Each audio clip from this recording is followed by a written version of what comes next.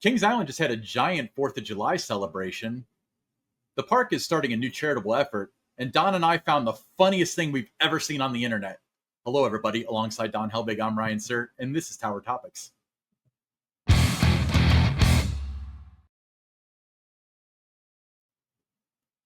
Tower Topics is a podcast by Kings Island fans for Kings Island fans because that's who we are.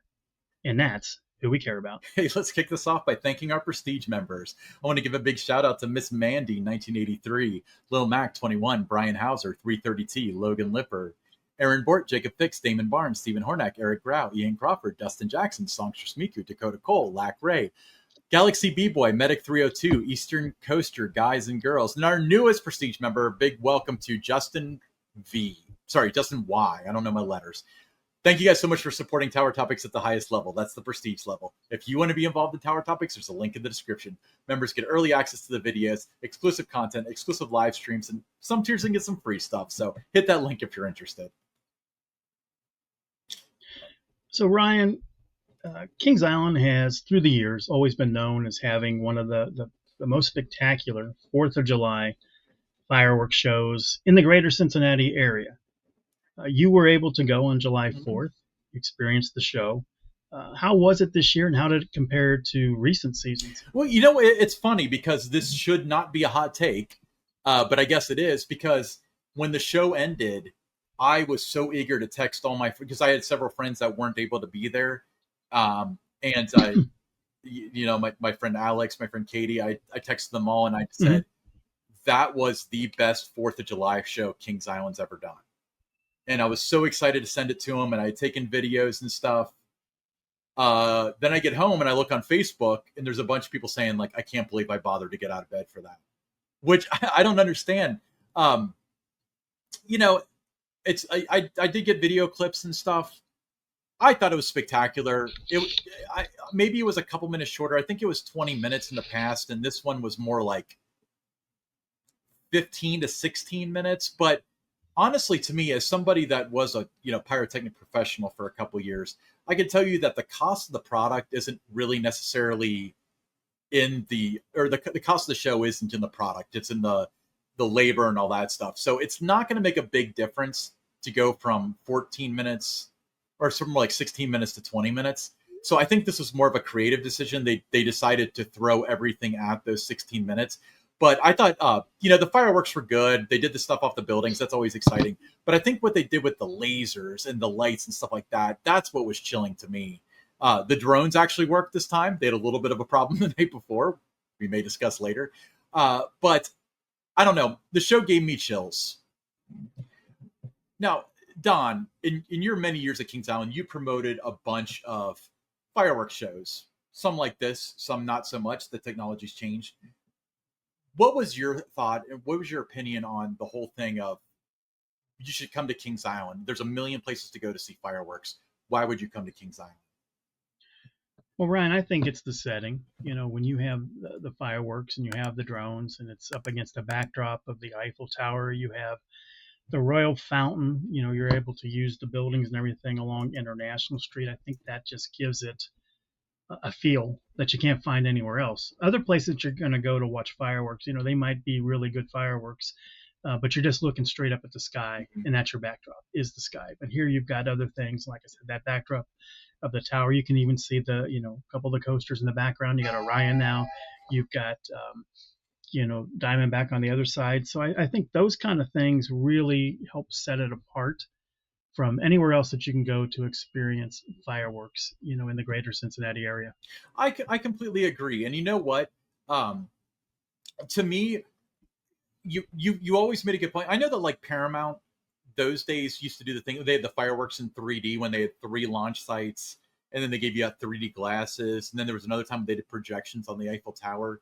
But nowadays, like, where are you going to go where you get fireworks, close proximity fireworks, which is the stuff off the buildings, lasers, lights, and drones? I mean, it's the complete package, and you just don't find that anywhere else. And you can also look around the amusement industry, and there's a few that do, you know, just phenomenal jobs. I mean, Fiesta Texas always has a great show. Dollywood and Holiday World, they all do great shows. So it's right up there. It's among the elite. And I think, Ryan, if you haven't gone in recent years to check out the fireworks at Kings Island, you think you went so many times in the 70s, 80s, 90s, early 2000s, and that it's just another fireworks show. It's not. I mean, No.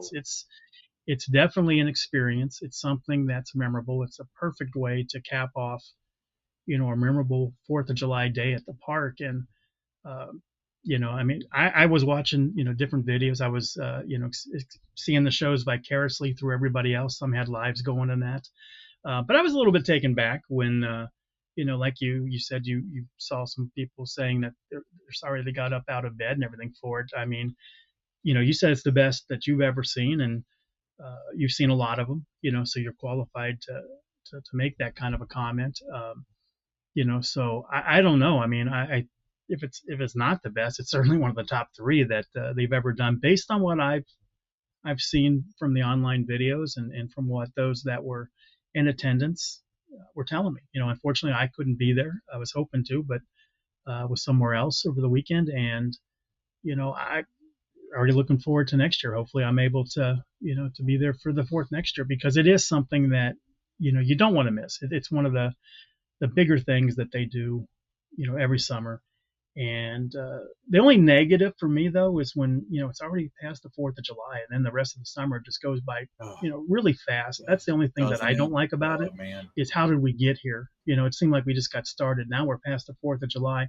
Now we're looking at just a number of days left before the 10 o'clock closes in, and then it closes, and then it just you're down the weekends, and then you're in the fall, and then Winterfest, and then you wait till next year. So it's one of those things to me that kind of signals that we're past a halfway point, and better enjoy your visits now, because time's running out if you want to go before Labor Day. Amen on that. And and I guess it's all subjective, because you can't really put your finger on what was a better show last year, this year, or whatever, because it's all about how it made you feel and the emotional connection you had. um I guess the argument could be like last year was a few minutes longer, but if this show were 2 minutes longer, would this have been the best? Like, I don't know, but I don't think the time. I don't. That's one of the things I don't get. Whether they're talking about roller coasters, they're too short, or something else is too short. The fireworks are too short. I think it's. I'd rather have a show that's 10, 14 minutes long, and it's really packed and just a great show, than something that just drags on and goes on for 18, 19, right. 20, 25 minutes. Enough already sometimes when you're watching those kind of shows. So I think the way they do it, keeping it within that, 12 to 15-minute window, I think is kind of the right length to do a nighttime show. I think that they've done a great job the way they package this. There's just so much going on. Something that you're gonna like. If you're not a fan of fireworks, you're gonna like the drone show. If you don't like drones, you're gonna like the laser show. So there's always something there that's going to grab your attention.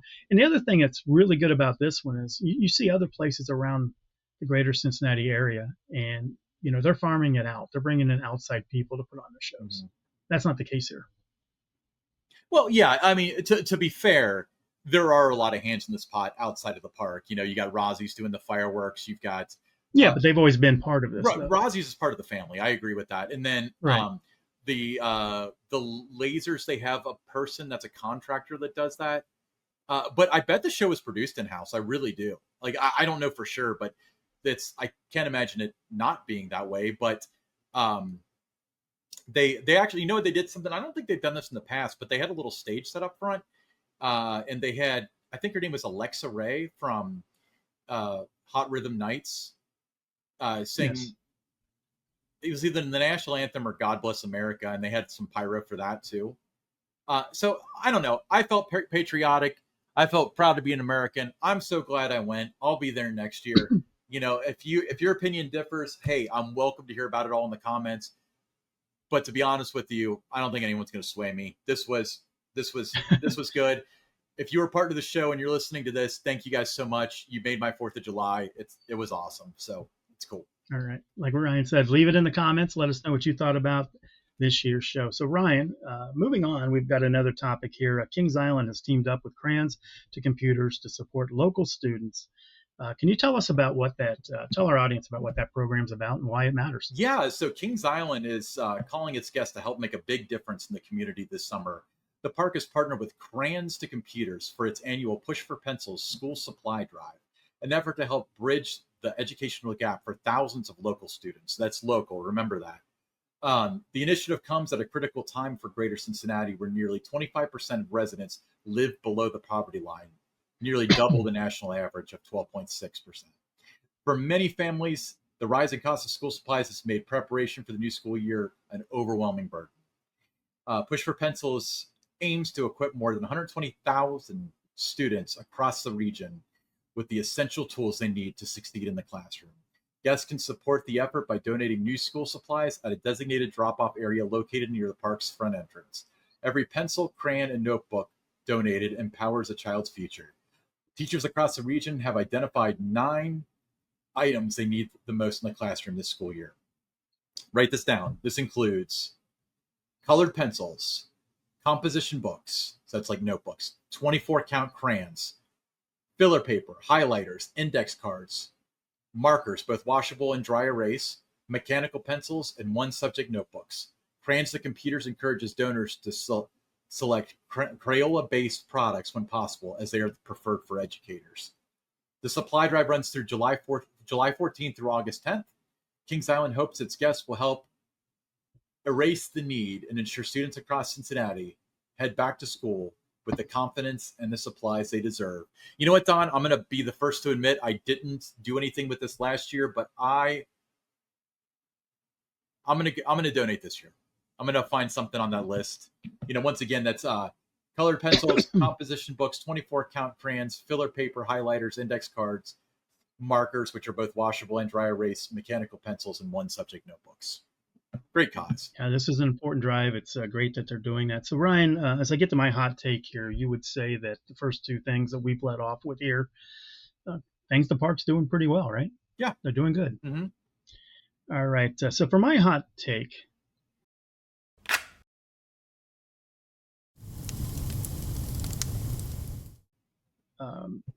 and I think I'm going to call me and Ryan out on this when I'm saying this because we're part of this. But, we're nearing mid July. And let's be honest, it's been a really rough season at Kings Island. From the staffing shakeups to, being out of ice, being out of cups, restaurants closed, things of that nature. It all adds up for the guest experience. The guests have noticed, we've noticed, we've talked about it, the guests have talked about it. But here's the part we don't say enough. There are still a lot of hardworking associates at Kings Island that are doing a lot of really good work. And they're showing up every day. They're doing the best they can with what they've got to work with. There's been a lot of cuts, so they're trying to manage the situation the best they can. They're doing everything they can to make sure that those who do go to the park have a great experience. And they deserve credit, a lot of it. Something that we on the show haven't done enough of. Mm-hmm. The message about what's wrong, it's been heard loud and clear. I think it's time for us here on Tower Topics, you and me, Ryan, and those that follow the show. We see, us getting tagged in that in the social media posts every time that, there's a restaurant closed or the portion size or whatever. We've seen that. It's been heard. And like I said, loud and clear. I think what we need to do is just make sure that these people are getting recognized. I think we need to turn the page a little bit and let's talk more about whether it's this show or, when you're on social media, you're in our Facebook group. Let's talk more about the things that the park is doing well. Let's talk about the fireworks show. Let's talk about how good the track work on the Beast has been this year. Mm-hmm. Let's talk about how good, the food has been around the park, because even though there's been complaints out there about it, there's always going to be anytime you go to a restaurant. It doesn't matter whether it's at the park or, you go to Olive Garden. Somebody's not going to like something. But they're really doing a good job. And I think, we've been contributors to a lot of the negative sentiment that has been out there about the park. It's been accurate. It's been factual. Nothing wrong with it. But I think, okay, it's been heard. And now is the time for us to just, really put a lot more focus and polish on the things that the park is doing really well, and if something needs to be called out, we'll continue to do that. That's been our the way we've done it since the show was introduced about a couple of years ago now, and we hope that everyone else follows with us, because I feel bad at Kings Island. It's in my blood. I grew up with it, part of the fabric of my life, and I look back at you know some of the things that have been out there that we might have contributed to, and I really want us to turn the page and just kind of we're still going to be fair, we're still going to call things out, but it's not going to be a focal point of the show anymore. That's my hot take. I'm with you. I really am. So my thought is this. This is not, and I appreciate you sharing me that. Actually, with the hot takes, you and I don't know what the other one's going to talk about. But no, we don't. But so I guess you're taking a new direction with the show without me. No, I'm just kidding. No, it's not a new direction. Let's not get that confused. No, We're no, not, no, no, no. Nobody's going to call us shills. We're not going to be shills. No. We're not going to be cheerleaders. We're not campaigning to go to media days. None of that changes.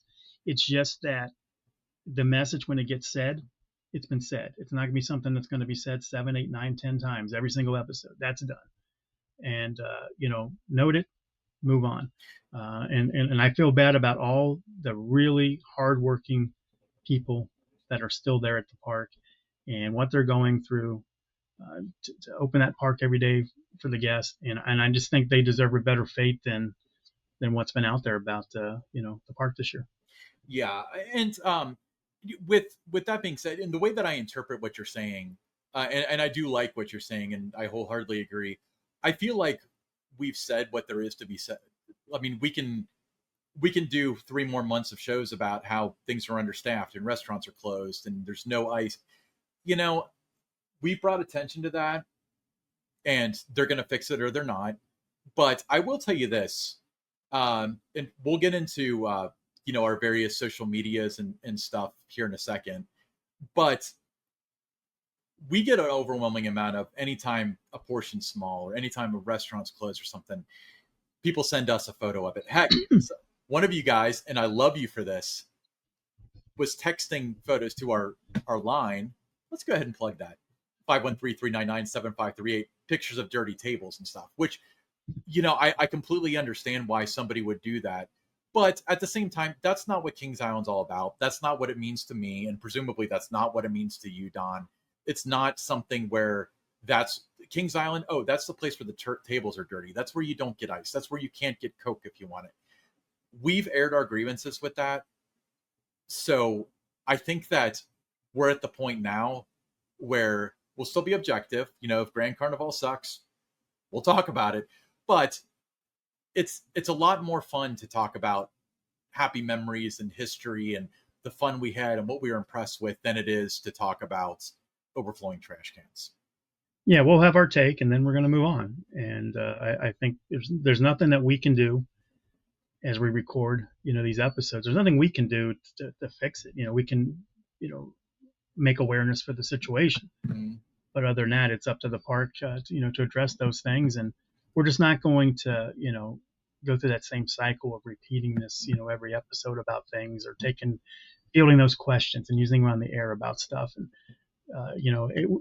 if it's still negative stuff, we're not saying we're going to move away from it. No. So don't think that. It's just that we're not going to be, over and over and over again. And we're seeing that, some individuals out there that you go to any of the Kings Island, Facebook groups, and it's, everything's about the drink cups. Everything's about the ice. Everything's about, okay, the message is, like I said, it's been loud and clear. Everybody knows it's been an issue this year, not just at Kings Island, other parks in the chain too. But let's start focusing on other things before another summer slips away.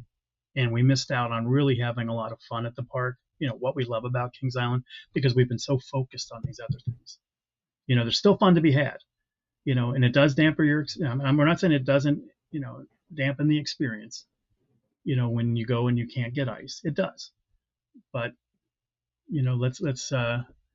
let's move on from those topics, because I think, we're beating a dead horse. We've said what there is to say about it. If they could or would, or if they could or wanted to fix it, and or, of course, they would have by now. So what's the point? let's talk about more fun things. Uh, Speaking of that, so we have a little bit of a redress here down below. Notice that our X handle is missing. What happened with Yes, X? it is.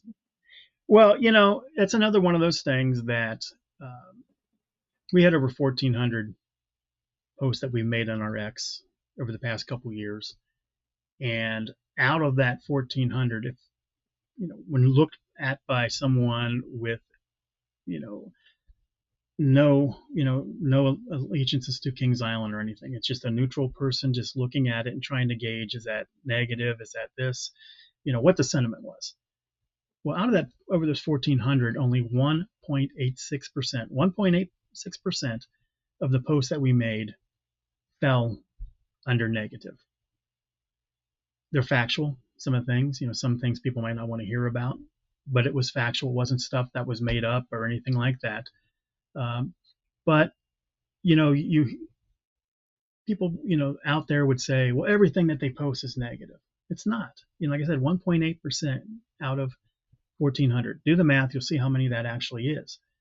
But it just is one of those things where there's just so much negative sentiment out there that you know when people, they're it's getting tagged on every, all these posts about the issues that the park's having. The channels getting drug into their individual experiences and things too, and it hasn't been really the way we envisioned that our X handle would be when it launched. We were wanting to do giveaways. We were wanting to do trivia. We were wanting to do things, if there was part news, to talk about that on there. And it wasn't really serving, it wasn't aligned with what we were doing on the show very well. So it really didn't do anything in terms of helping the show.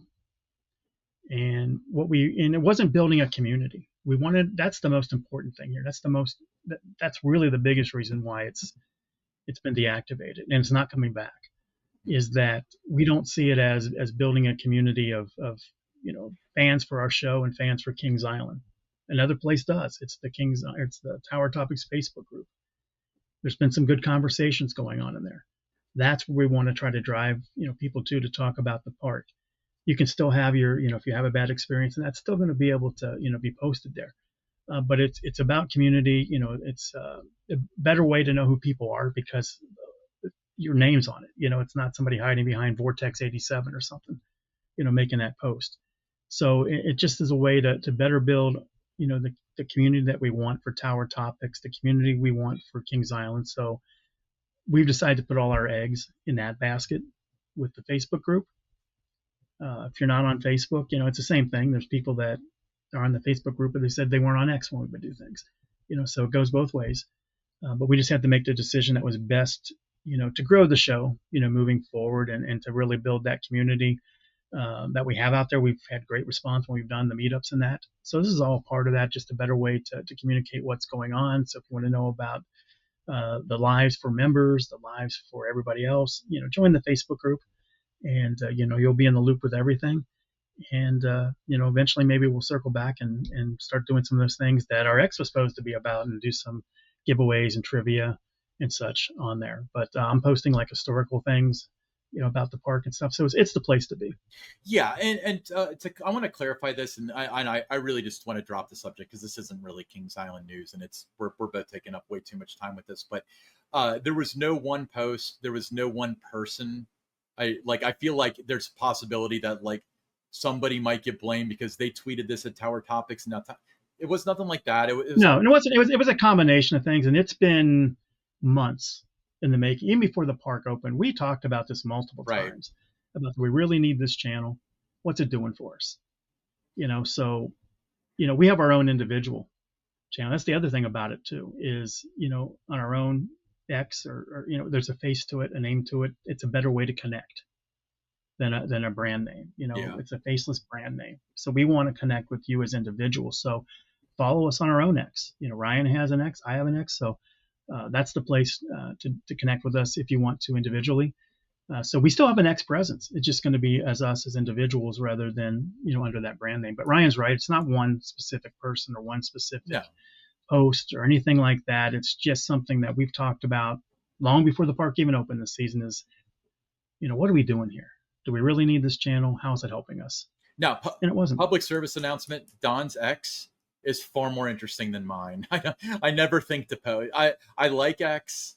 I do, but I never think to post on. I don't post on Facebook much either, unless I'm doing the post for the show. But Don, we've talked so much about X. We need to move on to the funniest dang thing. Oh my gosh, this is awesome! You guys are gonna love this. If you're watching on YouTube, you're gonna love this. Yeah, if you're not, pause the podcast, pull over in your car, pull up on YouTube. You need to watch this. So I guess there's some fan fiction about Tower Topics.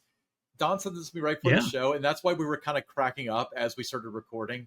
This is the greatest thing that I've seen in a long time. You're going to see 2 clips. 2 clips, yeah.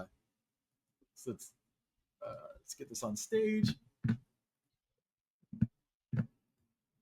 Check this out. Can you believe this prestige lounge? Tap water next to a dumpster. And right by the busiest washroom in Adventure Port.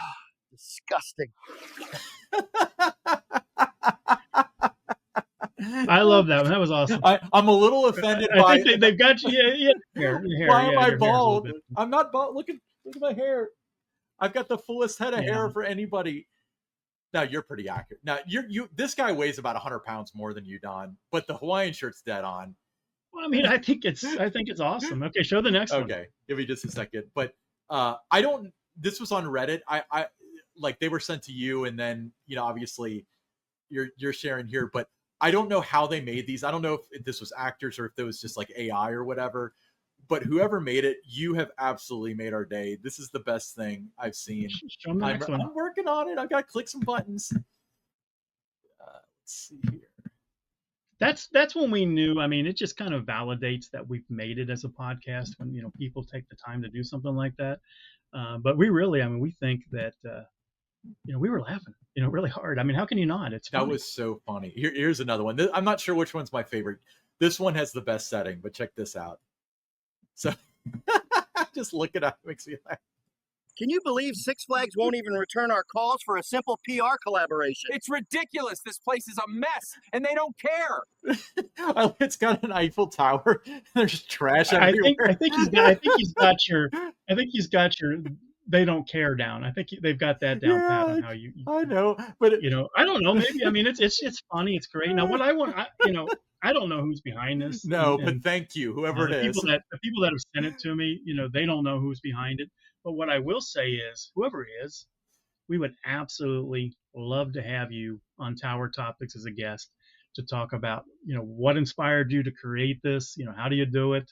And this is something that you're going to make a lot more of because, like I said, it's entertainment. It's fun, and I had no problem with it. I thought it was great. I did too. I hope they make more. Like the dialogue was funny because it's a caricature of what we say and so on. But the setting, it is the Eiffel Tower, and they're just trash. Yeah, but you go back and listen to episodes. It's probably exactly what we said. So we really, seriously, if you want to, if you'd like to join us on the show, we'd love to have you. Yeah, please reach out to me on my X. It's just at Don Helbig. Just send a direct message and say you're the ones that did it, and we'll go from there, and we'll get it set up and get you on the show. I'd love to learn more. All right, okay, I'm seriously tearing up. I'm laughing so hard. Okay, we'll be right back with some theme park headline news.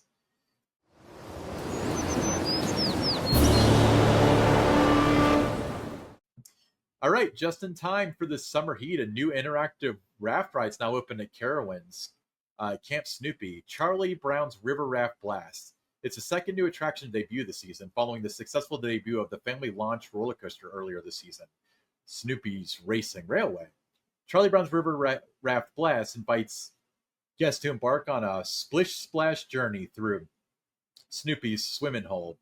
Equipped with onboard and onshore water cannons, riders and spectators engage in a friendly water skirmish, spraying each other as they navigate down the 415-foot river channel. Now, it's funny because Carowinds removed. Remember, the first thing Cedar Fair did was they removed like certain rides from certain parks. Not anything like now, but from Carowinds they got rid of Super Soaker, which was a roller coaster that you would spray people on. So it's kind of funny that came full circle. Yeah, when you see what they're doing there with the kids area at Carowinds over the past few years and these additions this year, they're in the argument, as whether or not they have the best kids area among the Six Flags parks. Mm-hmm. They're right there, if not even ahead of where, Kings Island and Kings Dominion are. And those are both fantastic kids areas. But, I got to tell you, I mean, don't sleep on Carowinds. I mean, that kids area is really, really good. And I think it's going to get a lot of attention as people, start to cast their votes on these various things around the country, whether it's, golden tickets or it's, all those other industry polls that are out there, USA Today polls and stuff. It's really good. It's really good. And I think they're challenging those other parks for the best. Yeah, it's all about recognition because I think that Kings Island legitimately had the best kids area for several years. I think they fell off of that with like probably around the Nickelodeon Universe time, but they still won the golden ticket for several years. But who is it? Dollywood that has it now. Yes, that's gonna be hard to. It's gonna be hard to take that. I mean, that one's exceptional. And it's for Wildwood Grove, and frankly, I mean, with Big Bear Mountain, that's a little different, and obviously their new addition is going to be up there. I assume that's going to be considered Wildwood Grove. There's not a whole lot to do. Oh, I got to tell you, I happened to get some really good views of that over the weekend. That construction, $50 million attraction opening next year.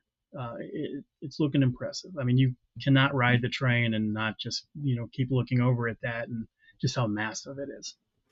Don, I'm going to pause the video and then you can tell me what it is. Okay, we're back. Okay. I'm just kidding. Okay. We'll be right back with the listener questions.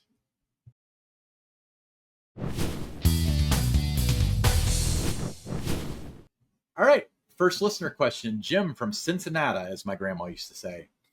I don't complain or try to be negative about the park, but this time with the chef special, it did irk me. It happened last time with a little more notice, but 1 hour, I was actually at the park from open until 1:15, and then I went home and I saw on Facebook Reels that that they had the chef special today. I would hope for some advance notice, learning from the last time. I do believe it doesn't invite confrontations of guests of the advance notice and cannot receive it due to dining plan with more social media presence. Just a disappointed guest. Okay, so a little bit to unpack there. It seems like they were at the park for a few hours. They went home. As soon as they get home, they find out about the chef's plate.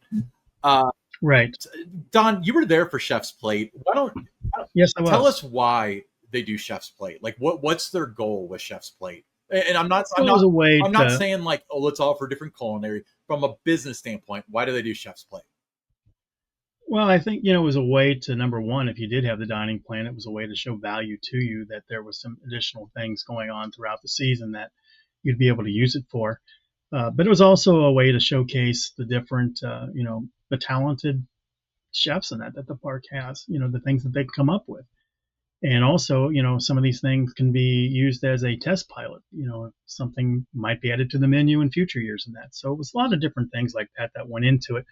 But when it was first introduced in the years I was there on the Kings Island blog, days in advance, we would talk about what was on Chef's plate that week. We would get a picture of it and just say, here's the time while supplies last. Here's what it is. Here's the sides and everything with it. And, gave it a good, minimum of 72 hours, maybe 100 hours notice. And guests would start lining up. It was starting at 5 o'clock, people would start lining up at like 3:30. You'd see them sitting down and everything, outside of Starbucks, ready for this. Mm-hmm. And it worked. People were happy. They knew about it. And if it ran out, it ran out. The way they've been doing it, just random, there's no notice. Yeah. I think there's a lot of people that when they're in the park and that they're not all checking their they're not looking at Kings Island socials too much while they're in the park, unless it would be a tweet and they had it set up, to be notified or something, but they don't even do the tweet ups, so there's no reason to really be following Kings Island social too much while you're in the park, unless there's some weather issues and you want to see if, they're closing anything down. So doing it that way, people do see it because there's some signage and that out in the park, so they see it, but I don't know why they just don't give people more to notice, because I think that's a nice common courtesy thing, because it might drive more attendance if people know that this is going to be available. It might get that extra visit that week from somebody. I don't subscribe to it's going to drive urgency because people are going to want to come to the park just in case they do something today. Anyone that has that mindset hasn't spent a lot of time in the park as a guest, if any time.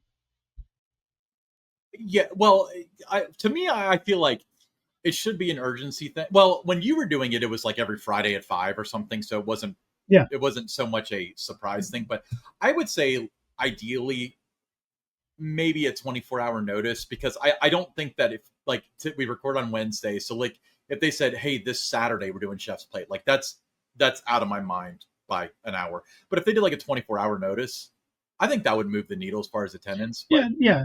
Just get more notice and, put it on your X, put it on your regular Facebook. When it's just in Reels and that, you miss a lot of people that way. Yeah. And, like I said, if that theory of, people will drive more traffic because they're not going to know, what's happening today. They might think they might get a surprise or something. It doesn't really work that way. I think it does when you're sitting in an office and you're never out in the park and you're trying to, overthink things. But just get people, it's just common courtesy to give people more notice. And I think Jim has a valid point there. I agree. I think that it was disappointing for him, but more so it was probably, I can't say like it was damaging to the park, but it was a lot of effort for not the business payoff. But those who had it really enjoyed it though. So keep your eyes peeled for that, and hopefully they'll let people know further in the future. Abby from Columbus, Ohio said, "Hi, Don and Ryan. I hope you're both doing well." We are. Thank you. My question is, are the haunt mazes wheelchair accessible? Thanks. They were. During the years I worked there, they all were. So I would think that they still are. I can't think of any of the ones that, where there would be any issues with it. They all have wide enough paths and that you can go through. So, based on my experience when I worked there, they were. I think they are too. Definitely call the park. 513-754 5700. That's it. I wanted to say 5300. That's not it. 513-754-5700. They'd be able to answer. I almost gave out the number that got you right in. You didn't have to wait in the queue. You would have gone straight in. But give them that number. No, I'm kidding. Yeah, we don't want to do that. So, okay. Next up, Eric from Westchester, Ohio said, "Any news on the status of Monster?" It is July. It is July. I can tell you that I do know the part they were waiting on has arrived. Now it's just a question of whether or not Kings Island wants to, put it together for the balance of the season here, or they just want to wait until maybe next year, or they might maybe think, well, maybe this is the rite for sacrifice, at the end of the year. I don't know. I just know that the part is there, and don't know what their intention is in terms of, are we going to put this together and have it back up and running by the end of the month, or we're just not going to do anything. Yeah. I guess that's good news though, because you and I both kind of doubted, like, yeah, maybe this isn't really going to come back in July. But if the part's there, I'm willing to lean into the 90-10 that, yeah, it's probably coming back, and probably in July if they got the part. Yep, they do have the part. Okay. Now, Don, speaking of X, since we just swore it off, you're running a contest on it. Let me